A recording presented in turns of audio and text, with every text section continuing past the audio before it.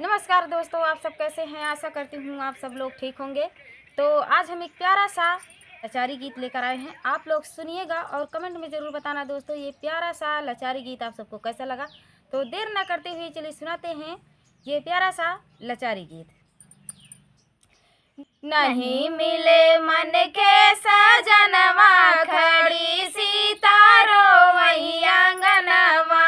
नहीं मिले मन के सजनवा, खड़ी सीता रोवई आंगनवा। रोवई आंगनवा सीता रोवई आंगनवा। रोवई आंगनवा सीता रोवई आंगनवा।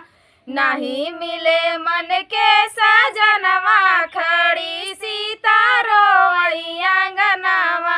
नहीं मिले मन के सजनवा, खड़ी सीता रोवई आंगनवा।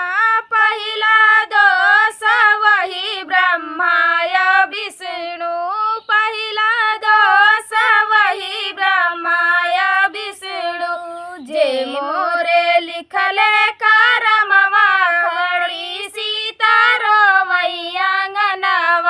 जे मोरे लिखले करमवा, खड़ी सीता रोवई आंगनवा।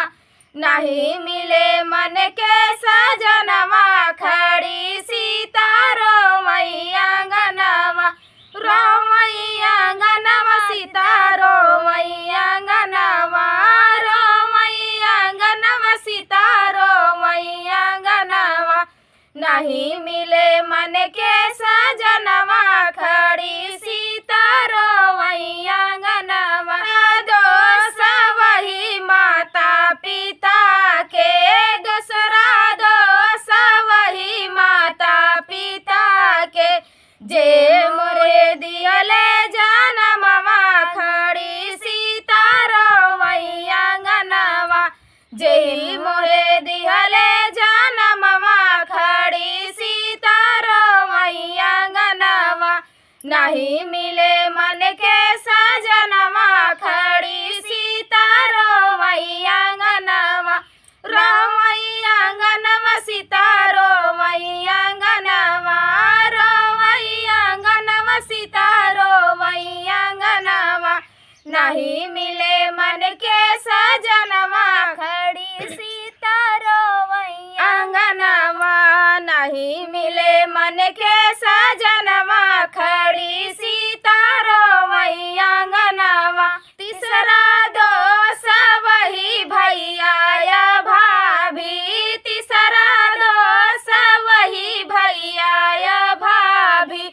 जे मोरा कर ले बियाहवा, खड़ी सीता रोवई आंगनवा।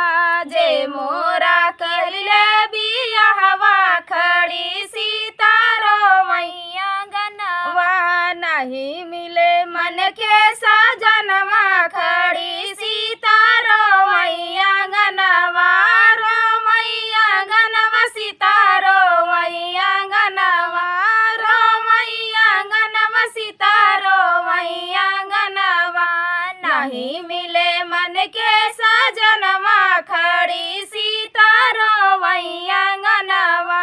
नहीं मिले मन के सजनवा, खड़ी सीता रोवई आंगनवा। तो ये प्यारा सा लाचारी गीत आप सबको कैसा लगा दोस्तों, कमेंट में ज़रूर बताना। मिलते हैं अगले वीडियो में एक नए वीडियो के साथ। तब तक के लिए जय श्री।